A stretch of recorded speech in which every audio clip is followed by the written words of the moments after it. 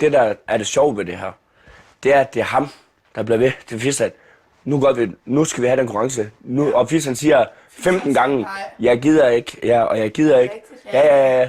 Og så efter 15 gange, han er blevet ved, så fisk, så siger okay. Og han advarer ham, at Mark han så bliver pisset rold.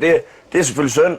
Men igen, det er jo selvforskyldt, så jeg sidder ikke og græder, men selvfølgelig har jeg det ondt af den lille mand, det er helt sikkert. Der blev drukket to hele flasker tequila. Og et helt fad fyldt med fisk, og det var virkelig... Jeg stod deroppe bare i halv minut. Jeg nåede at tage 6 fisk, så kunne jeg nok mærke... Så læste jeg lige stille væk fra bordet derfor. Eller så. Jeg knækker mig lige med det samme. Man ligger som man er ret, hvad der angår druk. Altså, hvis ikke man har ryggraden og stopknappen til at sige stop, jamen så er det jo klart, så skal det end galt. Prøv at tænke roligt, hver aften er enten fissen, så er han smadret ind i hækken, eller så er jeg væltet rundt herude, og nu Mark han ligger derude. Han var bare sådan klud.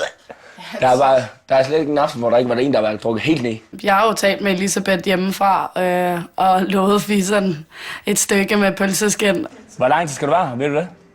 Til hun kommer. Men den kan du hurtigt klar.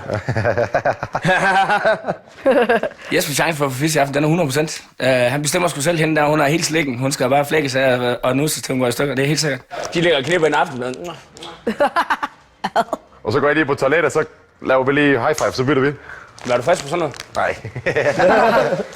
Er du frisk? Maja, hvad du har lukket mig ude i, mand. Du har lukket mig i for dag, okay? Jeg har lukket dig for dag. Du har solgt mig til en stanglergris, mand.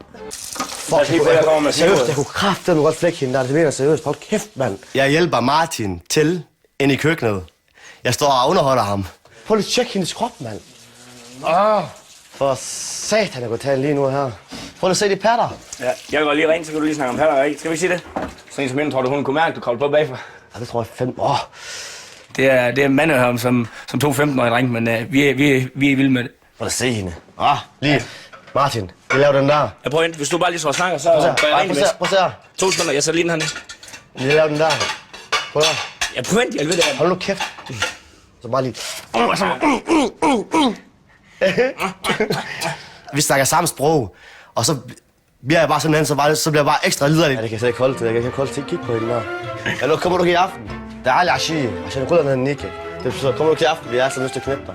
Er du ikke træt af at sidde sådan der og bare kigge ud og blink? Hvor kom i en fucking ny stilling, mand. Nu tager du kraft ud med sammen, mand. Ja, så er med de fucking trusser, som vi se, hvad du har. Åh, satan, mand. Hun er fucking dejlig hende der. Men det, der får fisset og jeg har ikke fået fisset, det er jo, jamen jeg ved ikke, hvordan jeg skal sige det. Jeg er så ked af inde i, altså, der sidder sådan en lille baby herinde i brystkassen. Men jeg kravler på alt i aften. Jeg skal fandme også have fisset. Det kan ikke passe. Undskyld, jeg er så for offensiv. Det er kun kærlighed. Jeg kan virkelig ikke gå for det, men jeg er virkelig en ekstrem yderlig fyr. Du skal ikke undskylde. Må jeg gerne mærke din patter? Jeg skal bare mærke. Lad mig se. Ej, hvad lidt, mand. Ej, I er sød. Lige om lidt har han bare biserne rundt om niblen på Vi ses lidt senere. Så godt. Er det også sådan nogle, Sluk lyset. Nej. Er det ægte din? Else er jo blevet offret i de perverse ting, fyrene de går og siger, så jeg har det totalt fedt med, at bolden den er kommet over på Else. Hun er totalt klar, hende der. Hun er fresh. Ja. Hvis det ikke sker, så prøver de sgu nok selv at gå all in. Det er fissen. Der er ikke noget. Nej. Hvis jeg ikke gider, Hvis jeg ikke gider, så hopper jeg på det. Nej, det er sgu mig til for fisk. Okay, det er rigtigt, jeg skylder dig. Ja. Okay, undskyld. Du gør så. Ja, hvis han ikke gør, så gør jeg. Ja. Er det en deal? Ja, 100. Ja, tak. Altså, jeg har lidt svært med at holde mine aftaler, når jeg bliver så liderlig. Jeg ved sgu ikke, hvad der kommer til at ske, men lige nu så er det fisseren. Mig og Martin, vi finder ud af, at nøglehullet det kan benyttes rimelig godt.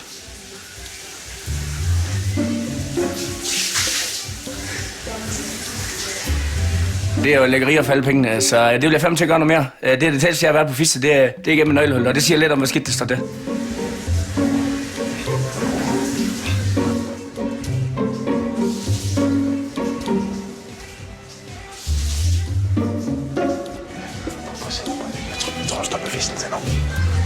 Fordi jeg er ved at springe. Jeg er simpelthen så lidelig, så jeg skulle bare have noget at sætte mine tanker på.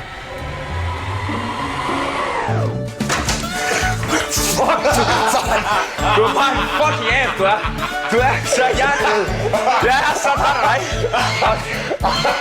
Og jeg hopper kun på, fordi jeg er så fucking pervers. Ej, hvor er det... Mark, jeg har ikke vibreret om jeg skal fisse, om jeg får det, når jeg får lavet de nye bryn. Og lykkes det ikke, så skal jeg have en tog i munden. Men Dolken han taber væddemålet, så i aften skal han ned og så sutte min tær. Det glæder jeg mig så meget til. Det bliver nok den værste oplevelse i mit liv. Og skal sutte på sådan en bitte tog der. En sort tog. Skal vi gøre det inden? Skal vi godt nok få det overstået? Ja, kom, jeg gider ikke mere. Kom her. For alt lortet frem, så. Men vi skal... Prøv, jeg finder lidt noget Der er lidt længder her. Kom her, læg dig her også. Mark og Dolken, de har lavet et væddemål, at hvis Dolken ikke fik fisse i går, så skulle han sutte på min store tog. Ja, helt katastrofalt, så har jeg jo tabt det skide væddemål der, så jeg skal have den sorte tog med alle de klamme, ulækre hår i munden. Der er 2 hvide knogler. Det skal ikke være. Du kan godt det komme på mig. Nej, det er fucking ulækkert at tage det der. Jamen, det er så ulækkert. Altså, jeg har en fetish, jeg kan slet ikke tåle til her. Altså, jeg har det virkelig stramt lige nu. Og så sådan helt sort med, jeg har sådan langt hår. Jeg kan slet ikke lide hår, så det er bare... Jeg er helt nede. Salten på hårene, og så citronen. Nej, det gør jeg ikke. Det sagde du gjorde det selv. Nej, du må selv vælge, hvor du vil have højere salten, jo. Fuck, det er klart godt, det ikke er mig, mand. Så citronen skal mellem tæerne, ikke? Jeg laver en meget lille citronskive, ikke en halv, men en kvart. Så han kommer til at røre tæerne lige meget, hvad han gør. Jamen, jeg nyder det. Og det kan lige faktisk... Det bliver nok den værste oplevelse i mit liv. Nej, det kan jeg. Please, kan jeg gøre noget. Kan jeg ikke tage noget i byen? Du skal ikke fra isen.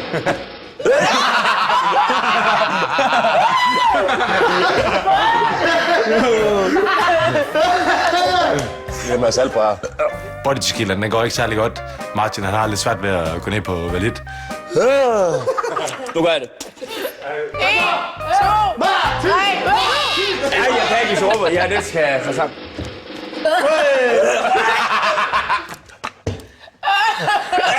Du skal have citron. Tequila citron.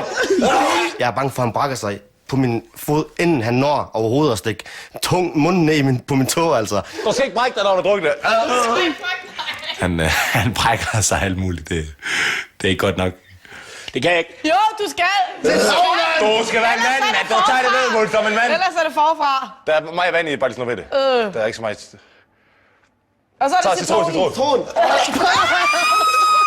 Jeg kan ikke. Ikke nok med, at tæer generelt ulækker, så kan jeg slet ikke hår, og så har han bare sådan nogle lange hår på den bitte... Ej, men det er virkelig ulækkert. Okay. Du skal ikke sutte på den, du skal bare spide den. Mission completed! Lige godt, hvad der kommer til at ske, så bliver det kan ikke blive værre. Sådan. Jeg har haft en sort tog i munden, det er simpelthen det mest ulækkere, jeg har prøvet i hele mit liv. Jeg vil 100% sikkert hellere have fisserens kugler i munden, end at have en tog i munden igen. Det er helt sikkert. Jeg ved ikke, hvem han er, men han ser mega godt ud.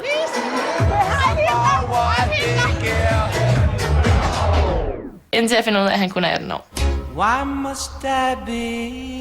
Jamen altså, der er ingen undskyld om, han er 18 år, han skal bare knippes. Du skal være noget kærlighed inde i huset. Og han er lige så gammel som min lillebror, det går altså ikke. Alderen er fucking lige godt, når man sex gør. Så længe det er lovligt, så er det bare knip. Det går bare ikke, når drengen kun er 18 år, altså. Fissin og jeg, vi bliver hurtigt enige om, at Else hun er frisk pige, så vi vil se, om vi kan lave den helt dyr med hende.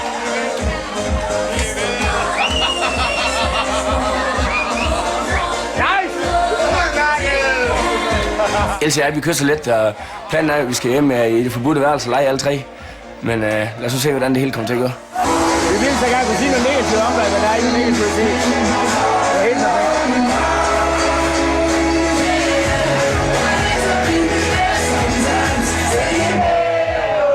Fissen, han er helt suveræn som wingman, men det er også på tid.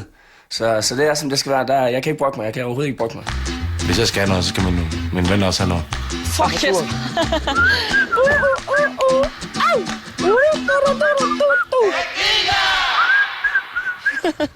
Tequila. Jeg er fucking stiv, mand. Og jeg skal bare have en bristog, så skal det ikke nu. Jeg aner ikke, hvad fanden der er gang i Melse i dag. Jeg er pisse stiv. Der går også 2 streger. Ej, Jesper. Du skal have knæp. Jesper. Nå, ham der. Må jeg ligge under bordet, mand? Jesper. Fucking morgen, retardo. Rolig, jeg fik sådan, jeg tror, jeg lige.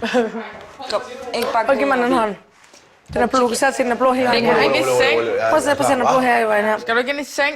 Jeg har bare fået lidt tequila og sådan nogle drinks. Jeg skal nok lige blive derinde i første tid, bare lige for at varme ham op. Skal jeg ikke det? Jeg kan også godt stå derinde og kigge. Skat, du skal ligge med mig derinde. Nej, vi skal ikke derinde. Nej. Kom, skat. Else skal da helt sikkert smage til en kærlighed. Det er da helt sikkert. Hun er en pæn pige, og hun er utrolig frisk og sød, så det her er da ingen problem, jeg skal gøre, hvis det er det. Maja, du står ned. Og der er mange kolde blade der. Bare ikke lægge jer på toasten. På toasten. Hvad skal jeg sige til det? Jamen, ja. Det er så dumt. Fuck, hvor er du dårlig. Jeg skal tisse. Jeg skal altså ikke tisse nu. Martin, vil du ikke? Nej, jeg skal ikke tisse. Martin, du skal sove. Godt nok. Jeg skal ikke tisse nu. Godt nok. Jeg listede ud på mine togspacer, fordi jeg vidste, at der skulle til at ske nogle dirty Diana-ting. Og det skulle jeg bare ikke være indblandet i.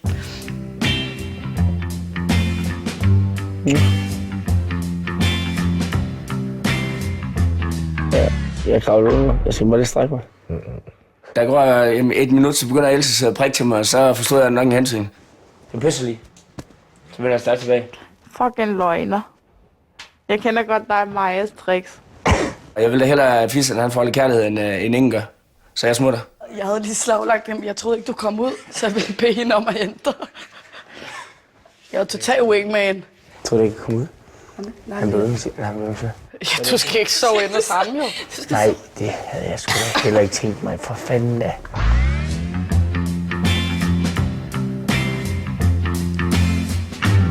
Skal vi bare lade den være? Jamen, det skal vi også. Vi skal bare lade den være, så det kan knalde i fred. Ja.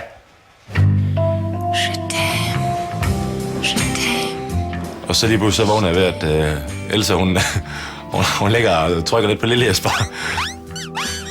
Nu holder vi os væk. Jeg holder mig langt. Jeg kan slet ikke høre min stemme. Så jeg tænker, os tre, det er ved at på Monsen, jeg har haft en trekant. Hallo Superman, hold dig for dig selv, mand. Jeg er jo en gris, det er slet ikke tvivl om, så jeg vil jo lytte, hvad fissekongen Fissen, om han kunne finde ud af, hvad han har gang i. Og det lyder helt sikkert som om, vi kilder de rigtige steder. Jeg tror, at Fissen han ved, hvad han laver, så jeg tror, det bliver lækkert for ham.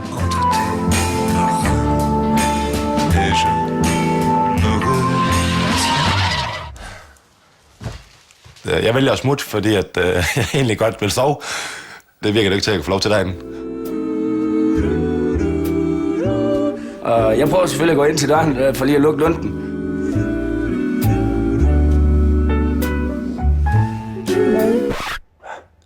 Hvad ved du?